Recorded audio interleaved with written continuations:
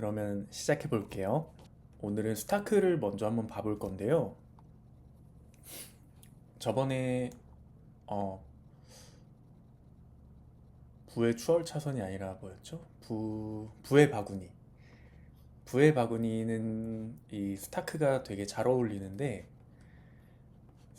스타크의 경우에 주봉으로 먼저 확인을 해볼게요. 주봉으로 확인할 때 여기 고점을 달성하고 쭉 아래로 내려오는 모습을 확인할 수 있어요. 근데 내려오면서 여기서 저점을 찍고 처음으로 반등한 구간, 처음으로 반등한 구간에 고점 캔들, 이 구간을 이렇게 찍어줘요. 그리고 여기 거래량이 제일 많이 터졌던 캔들의 라인 종가에도 선을 하나 딱 그어줍니다. 두 개의 기준점이 생겼잖아요. 그리고 우측으로 쭉 밀어줄 때 아래 거는 솔직히 지워도 될 것 같습니다. 위에 것만 하나 딱 놓고 봤을 때 주봉에서 고점이 되는 기준봉에 선을 하나 그었어요. 근데 이런 라인들, 제가 이 라인 되게 중요하다 말씀드렸었죠. 거래량이 터지지 않아도 이렇게 한번 쭉 내렸다가 꼬리로 말아 올리는 친구들, 이거를 비트로 한번 확인을 해보면 10월 10일 폭락장에 나왔던 이 라인 있죠. 여기서는 거래량이 터져 주어서 조금 더 유의미한 자리가 되었지만 꼭 거래량이 터지지 않아도 이런 캔들들의 꼬리 끝부분은 굉장히 중요한 라인으로 생각이 됩니다. 그래서 다시 스타크를 돌아와서 보면은 아까 주봉에서 찍었던 그 라인이 일봉에서도 중요한 자리로 위치하는 것이 보이죠? 이 라인에서도 막혔고 이 라인에서도 지켜주지 못했고, 근데 어제 제가 주봉으로 확인할 때 이 상대적으로 거래량이 다른 위치들에서보다 훨씬 많이 터져줬었어요. 여기를 넘겨줄 때 거래량이 이미 이쪽보다 훨씬 많은 위치를 차지하고 있었습니다. 그렇다는 건 주봉에서 한 8개월 이상의 횡보를 해줬고 거래량이 터져주면서 이전 위치에서 지켜주었던 부분들, 이 매물대 라인이 저항으로 작용하는 구간을 상방으로 뚫어주었죠. 그러면서 강한 매수세가 이제 들러붙게 되는 거예요. 어제 올린 것만 해도 19.7%가 올랐고 오늘만 해도 12.6%, 지금 13%가 오르고 있죠. 근데 이 친구는 아마도 주봉으로 다시 확인했을 때 다시 여기 지지 라인 보이시죠?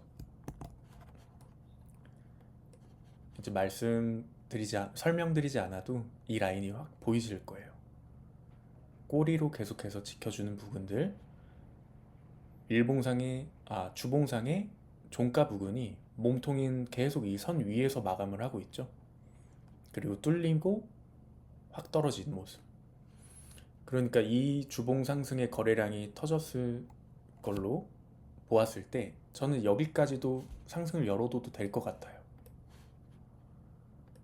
지금 가격에서부터 약 50%도 충분히 상방을 열어둬도 된다고 생각을 합니다.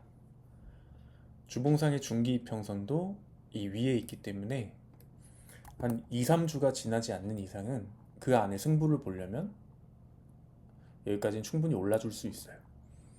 그리고 위에 있는 이동평균선은 캔들이 하나 생성될 때마다 계속해서 아래로 내려오거든요. 그러니까 이 62일 중기 이평선이 아래로 내려올 때 지금 우리가 찍어 놓은 이 지지 라인 있잖아요. 저항 라인. 이 아래로 이평선이 내려오게 되면은 더 이상 이 라인을 보면 안 됩니다. 그러니까 시간이 어느 정도 이제 좁혀져 있는 거예요. 이 이동평균선이 이 선 아래로 내려오기 전까지는 이 캔들이 52%의 상방을 더 열어둬도 되는데 이 중기이평선이 매물대 선 아래로 내려오게 되면은 더 이상 상방을 이 위까지 열어두면 안 됩니다. 그 아래까지만 보는 거예요. 그래서 캔들이 만들어질 때는 항상 이 시간 프레임도 중요하고 캔들이 만들어지는 속도 그리고 거래량이 붙는 것도 굉장히 중요해요. 근데 스타크보다 제가 1대1로 과외를 해드릴 때 조금 더 이쁘게 보는 모양이 있는데 비트코인 캐시라고 혹시 다들 아시나요?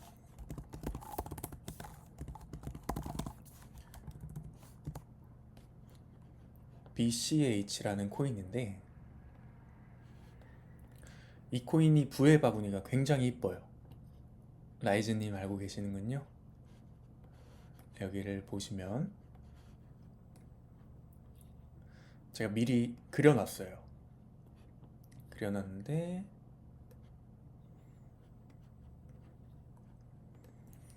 여기서부터 한번 봐볼게요. 여기 제가 중요하다고 말씀드린 부분이 두 가지 라인이 있어요. 여기 첫 번째 한번 팍 박았다가 올라오면서 거래량이 터졌죠. 그럼 이 꼬리 라인의 끝부분은 누군가는 여기서부터 매수를 크게 받은 자리예요. 아까 비트코인과 스타크도 말씀드렸듯이 그래서 이 중요 라인으로 표기를 합니다. 그리고 아래로 내려오면 이 라인도 꼬리를 한번 팍 박았다가 올라가면서 거래량이 터져 주었죠. 그럼 이 라인도 분명 미래에는 계속해서 지지 라인으로 작용을 하고 아래에서 위로 올라올 때는 저항의 라인으로 작용을 할 거예요. 여기서부터 박스권이 만들어지게 됩니다. 약 22년 5월부터 23년 6월까지 13개월 정도의 박스권이 형성이 되는데 여기서 중요한 거는 이렇게 횡보를 할 때는 거래량은 점차 이렇게 줄어들게 돼요. 거래량이 여기에서부터 비교를 해보시면 여기는 이런 식으로 높다가 점점 옆으로 갈수록 거래량이 줄어드는 게 보이시죠? 거래량이 줄어들면서 횡보할 때 세력들이 매집을 한다고 생각하시면 돼요. 가격이 떨어져서 박스권 하단에 닿을 때마다 매수. 이때는 보통 다른 주변의 거래량보다 박스권 하단에서 올라올 때 거래량이 좀 더 크죠. 여기서 박스권 하단에서 닿을 때 매수. 이 부분도 주변에 있는 거래량보다 훨씬 높습니다. 그래서 이런 박스권들이 만들어질 때 그쵸. 반대로 대중은 횡보할 때 거래량이 점차 줄어드니까 이 횡보가 언제 끝날지 몰라요. 그리고 기술적 분석을 하시지 않으시는 분들은 이런 차트에 박스권을 그리시지 않는 분들도 많으시겠죠? 그럼 이 구간을 돌파해야 되는 시점인지 잘 몰라요. 그래서 우리는 작도를 하는 겁니다. 여기서 박스를 없애고 이 만들어진 이 꼬리 부분에 줄을 하나 그어 볼게요. 이 꼬리 부분에 줄을 하나 그었음에도 하나만 그었는데도 여기가 뚫리니까 훅 내려가고 막히고 내려가고 여기서도 막히고 내려가죠. 이 부분을 뚫어줄 때 거래량이 발생합니다. 여기서부터 발생하죠. 팡팡팡 뚫어주면서 이 부분을 뚫어줄 때가 제가 어제 스타크 롱을 봤을 때랑 똑같아요. 뚫어줄 때는 항상 거래량이 발생을 하면서 매수세가 크게 붙습니다. 그리고 팡 하고 올려버리죠.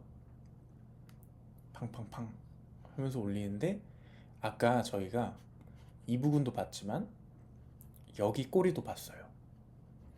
여기 꼬리를 기준으로 옆으로 밀어볼게요.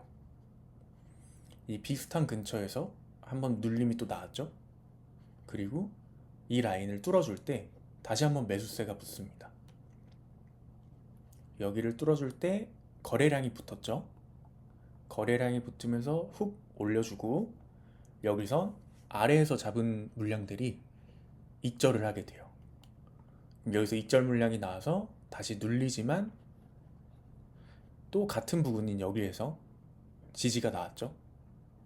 그러면 여기는 아까 봤던 이 자리, 그 자리랑 동일한 자리에서 또 매수세가 나온 거예요. 그럼 이 구간은 한 번, 두 번의 큰 매수세가 나왔죠? 그러면 다음번에도 지켜줄 확률이 굉장히 높아요. 올렸다가 여기를 리테스트하고 H 모양으로 한 번 더 올리죠. 쭉 올립니다. 이게 그래서 박스권이 굉장히 중요해요. 이게 다른 분들이 말씀하시는 부의 바구니라고 하거든요. 쭉 이렇게 색깔을 입히면 조금 더 잘 보이죠? 저항대가 만들어졌고 여기를 뚫지 못했지만 뚫어줄 때 거래량이 발생을 하면서 크게 상승을 합니다. 그쵸? 엄청 큰 컵앤핸들로도 보여요. 이렇게 퉁, 탕, 팡. 이 부분에서 박스권을 이탈할 때부터 고점까지 108%가 올랐거든요. 근데 이게 날짜로 보면은 6월 23일에서 7월 1일이에요. 그러니까 각 일주일 동안 박스권에 있던 에너지를 모은 다음에 방출하는 시기가 일주일 동안 108%나 오른 거죠. 물론 이 시기가 23년 6월 한번 봐볼까요? 비트코인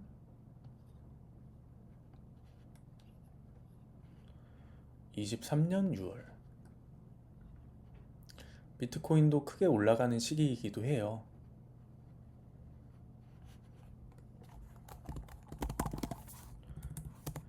하지만 여러분들도 아시겠지만 비트코인이 상승한다고 해서 모든 코인이 다 올라가는 건 아니죠.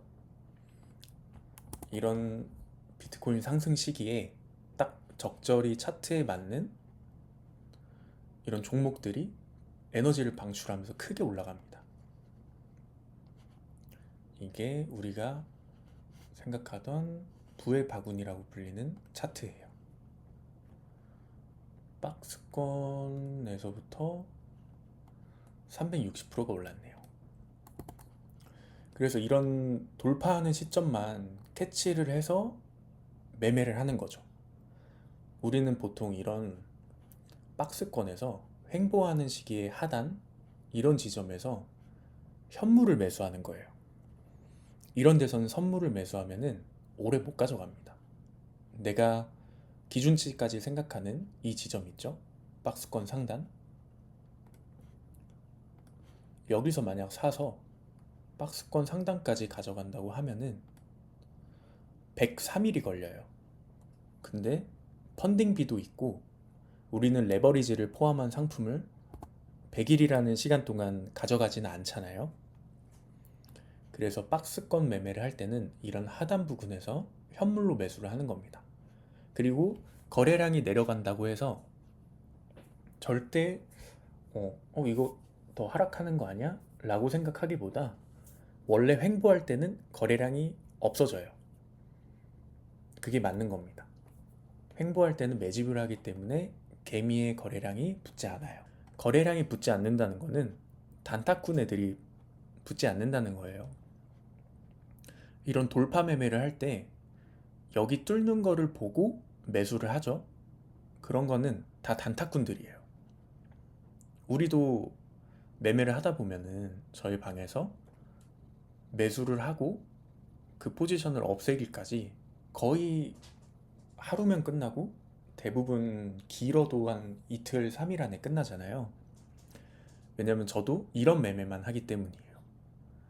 이런 돌파하는 시점에 종목을 찾아서 매수를 하고 빠르게 포지션을 종료하는 거죠. 선물은 레버리지가 포함된 상품이기 때문에 오래 들고 가면 갈수록 펀딩비도 나가고 굉장히 피로도가 많이 쌓입니다. 그래서 돌파 매매나 돌파가 하방으로 될 때 그런 종목들을 찾아서 매수하는 게 선물 매매에서는 리스크를 줄이는 방법 중 하나예요. 주봉으로도 한번 확인을 해볼게요. 일봉으로 봤으니 주봉으로.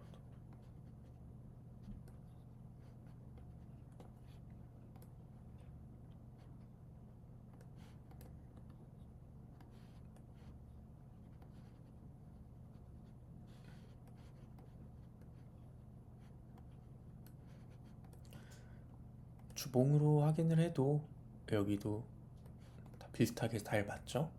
주봉의 경우에도 거래량이 점점 내려가는 걸 확인할 수 있고, 이 구간을 돌파할 때, 박스권을 돌파할 때 거래량이 이전보다 훨씬 많습니다. 돌파 성공 이후에 한 번 더 거래량이 붙어주며 상승을 했고, 이전 지지 지점, 여기서 저항이 한 번 나왔고, 또 이전 지지 지점을 뚫고 올라갈 때 또 전보다 거래량이 크게 발생을 하면서 75%의 상승이 나옵니다. 그리고 여기를 계속 지켜주고, 주봉으로 봐도 똑같죠? 이런 부의 바구니는 횡보하는 기간이 길면 길수록 에너지를 마지막에 방출하는 그 힘이 훨씬 커요. 보통 횡보하는 애들이 잡코인 애들이 많죠. 잡코인 애들이 한번 쏘고, 순 같은 애들, 요즘에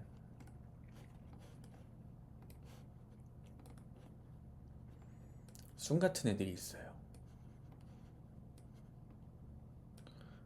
이런 바구니 모양. 근데 얘는 이슈가 있어서, 쉴링이 있었기 때문에 올라갔죠. 이런 애들이 나중에 쏘고 세력들이 다 해먹었으니까 이런 식으로 내려옵니다. 이런 식으로 내려와서 한 1년에서 1년 반 이렇게 움직일 거예요. 횡보하면서 거래량 점점 낮아지고 매수 안 들어오고 박스권 그리고 이런 거래량이 터졌던 지점들이 있죠. 이런 지점들을 상방으로 넘겨줄 때 다시 또 그런 돌파 매매의 모습이 나올 거예요. 그렇기 때문에 한번 해먹은 코인은 한 1년 이상은 다시 또 크게 움직이지 않는다. 그거를 알아두면 좋을 것 같아요. 이평선이랑 거래량의 관점 비중, 거래량이 훨씬 큽니다. 솔직히 이거 이평선이 없어도 돼요. 이평선이 없어도 우리가 이렇게 매물 라인만 하나 다 그어줬죠? 매물 라인만 그어주고 이런 라인을 돌파할 때 거래량이 무조건 터져요. 여기는 한번 실패를 했죠. 쭉 올라갔다 실패했는데 그 다음에 이렇게 올릴 때는 처음 도전했던 것보다 보통 거래량이 좀 더 줄어들어요. 근데 줄어들어도 이 라인을 또다시 재도전하는 모습을 보이면은 한 세 번쯤에는 돌파에 성공할 확률이 좀 많이 높다고 생각을 하시면 돼요. 그 원효띠라는 트레이더 아시나요 혹시? 그분도 캔들이랑 거래량만으로 매매를 한다고 해요. 근데 그분은 저랑은 조금 다르게 1분봉에서 매매를 한다고 하죠. 네, 원효띠님 재밌죠. 그래서 거래량은 항상 이렇게 거짓말을 하지 않기 때문에 거래량을 제일 최우선으로 보시는 게 저는 좋다고 생각을 합니다.